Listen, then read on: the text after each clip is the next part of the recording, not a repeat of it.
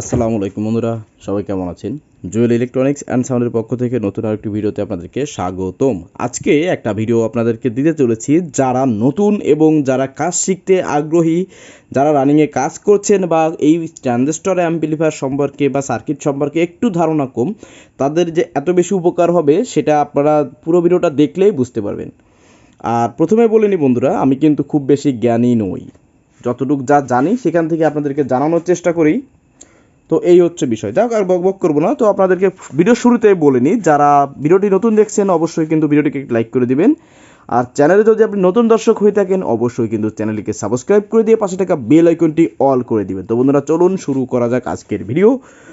তো বন্ধুরা, আপনি 4 ট্রানজিস্টর নেন, 2 ট্রানজিস্টর 8, 10, 12, 16, 20, 25 যাই নেন না কেন, সার্কিট তো সার্কিটই, দাই সেম, শুধু মানটা রেজিস্ট্যান্স তারপর ট্রানজিস্টরের মানটা কম বেশির জন্য এটা কি হয়, এটা একটু আপগ্রেড হয় বা ওয়াট কম বেশি হয় ইত্যাদি। এবং যেমন দেখুন, আপনি ট্রান্সফর্মার ওয়াট বাড়াবেন, ট্রানজিস্টর বাড়াবেন, সেক্ষেত্রে আপনার আউটপুট বেড়ে যাবে, এটাই তো স্বাভাবিক।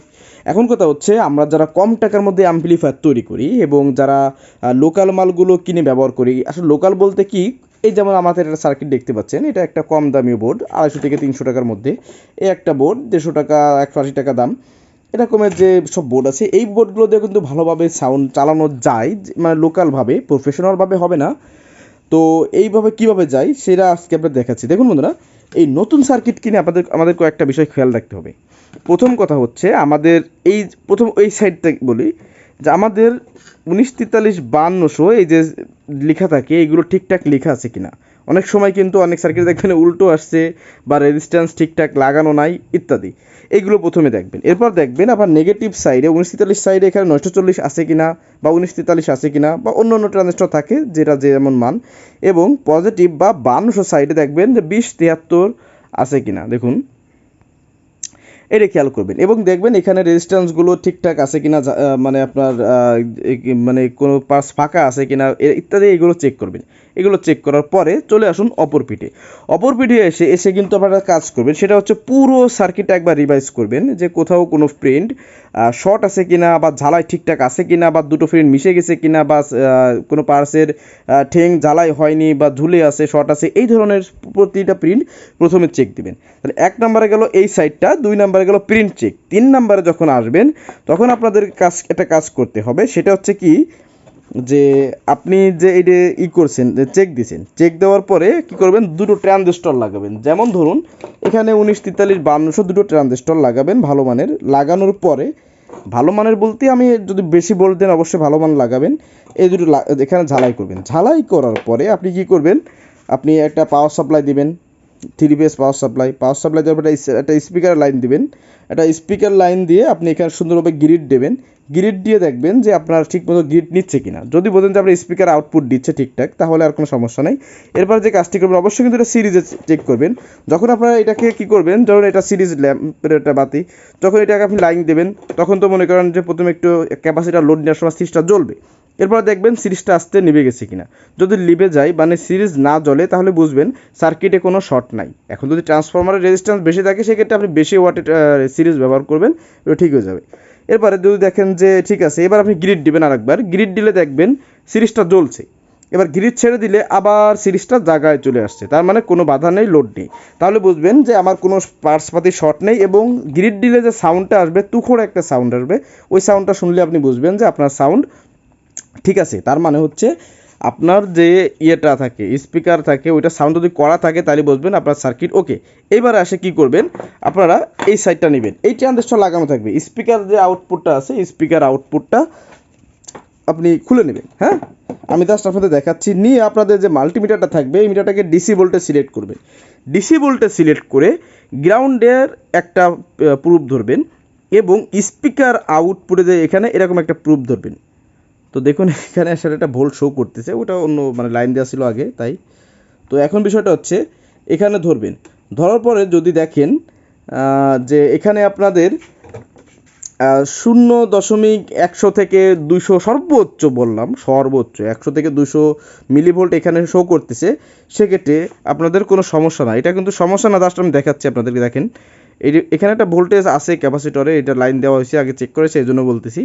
তো এখানে দেখুন এই যে ভোল্টটা আসছে এখানে এই ভোল্টটা আসবে আপনার 0 থেকে 100 ভোল্ট বা 200 মিলি ভোল্ট সর্বোচ্চ, মানে সব সার্কিটে তো একরকম থাকে না অ্যাডজাস্টমেন্ট, এতটুকু আমি বললাম। যদি দেখেন ঠিক আছে সেক্ষেত্রে আপনাদের এটা কোনো প্রভাব ফেলবে না অ্যাম্পলিফায়ারের পরে। এখন যদি এখানে যদি দেখেন 500 মিলি ভোল্ট 1 ভোল্ট 10 ভোল্ট হয়ে গেছে সেক্ষেত্রে কিন্তু অবশ্যই প্রভাব পড়বে, এটা আপনারা সমাধান করে নেবেন। দ্বিতীয় যে কাজটি করবেন আপনাদের এইটা ডিসি মিটারে থাকবে, এটা আপনারা নেগেটিভ একটা ভোল্ট ধরবেন, প্রুফ ধরে আমাদের ট্রানজিস্টরে বেজ আছে দেখুন, এটা কিন্তু ইমিটার, এটা কারেক্ট, এটা বেজ, তো বেজে এরকম ধরবেন। তো যদি ধরার পরে দেখেন যে আপনাদের 400 মিলি ভোল্ট বা 500 মিলি ভোল্ট এরকমে আছে, আচ্ছা এই পাশ দেখলেন, এই পাশ মনে করেন যে 1943 সাইড দেখলাম, এবার 5200 সাইডের বেজে ঠিক সেম নিয়মে ধরবেন। এরকম ধরার পরে দেখবেন যদি এখানে দেখেন সেম ভোল্টেজ বা 50 ভোল্ট 20 মিলি ভোল্ট এরকমের, 50 মিলি ভোল্ট বলছি, এটা সব মিলি ভোল্টের হিসাব, এরকমের যদি কোনো হিসাব দেখেন যে এই সাইডে থেকে এই সাইডে আপনার 20 থেকে 50 মিলি ভোল্টের বেশ কম আছে, সমস্যা নাই। কিন্তু যদি দেখেন এক সাইডে আপনার 100 মিলি ভোল্ট আছে আর এক সাইডে 200 মিলি ভোল্ট, বা এক সাইডে আছে 400 মিলি ভোল্ট এক সাইডে 700 মিলি ভোল্ট, তো এরকমের যদি উল্টোপাল্টা থাকে সেক্ষেত্রে এটাকে অ্যাডজাস্ট করে নিতে হবে, না হয় কিন্তু ট্রানজিস্টর এক সাইডে গরম বেশি হবে এক সাইডে গরম কম হবে, এই গেল একটা জিনিস। আর ডিসি আউটপুট যদি এখানে আবারও বলে দিই থেকে থাকে তাহলে কিন্তু আপনাদের একটা সমস্যা হয়ে যাবে। কী হবে, মনে করেন যে অনবরত লোড ছাড়া স্পিকার একটা লোড নিয়ে বসে থাকবে, যার কারণে আপনার ট্রানজিস্টর গরম হবে, স্পিকারের কয়েলও কিন্তু হিট হবে। এক সময় দেখা যাচ্ছে লোডের কারণে কোনো এক সময় হঠাৎ আপনার এই ট্রানজিস্টরগুলো মার খেয়ে যাওয়ার ভয় থাকবে। তো এই জিনিসগুলো যদি আপনারা ফলো করেন আপনাদের ট্রানজিস্টর এই লোকাল সার্কিটগুলো কিন্তু আপনারা দীর্ঘদিন ব্যবহার করতে পারবেন এবং ভালো সাউন্ড পাবেন। আমি মনে করি অল্প টাকার মধ্যে 150 টাকা থেকে 300 টাকার মধ্যে যে সার্কিটগুলো আমরা পাই, তুলনামূলক যে সার্কিটগুলো আসলে আমার নেই, এই টাকার তুলনায় এই সার্কিটগুলো যে সাউন্ডটা দেয়, আমি জানি অনেকে বিপক্ষে যাবেন কারণ সবাই তো আর বাংলা মাল পছন্দ করেন না, আসলে ভাই শুরু করেছি বাংলা দিয়ে, ভুলি কেমনে।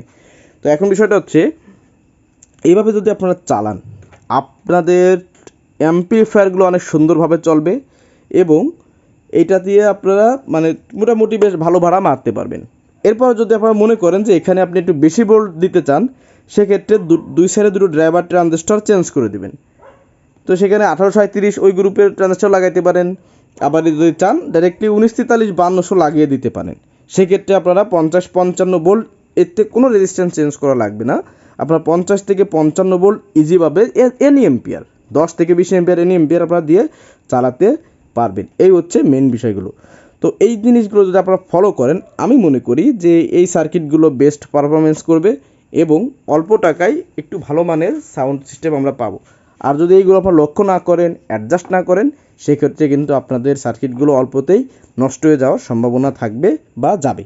তো আজকের ভিডিওটা যেগুলো টিপস দিলাম বা যেগুলো আপনাদের ইনফরমেশন দিলাম এইগুলো কেমন লাগলো কিন্তু অবশ্যই কমেন্টে জানাবেন। তো বন্ধুরা আজকে আর ভিডিও লম্বা করব না, তো যতটুকু যা বললাম যদি ভুল ত্রুটি হয়ে থাকে অবশ্যই ক্ষমা সুন্দর দৃষ্টিতে দেখবেন এবং যারা ভুলটা ধরবেন অবশ্যই কিন্তু ভুলটা আমাকে দিয়ে যাবেন, কারণ শেখার কিন্তু শেষ নেই। তো বন্ধুরা সবাই ভালো থাকুন সুস্থ থাকুন, আল্লাহ হাফিজ।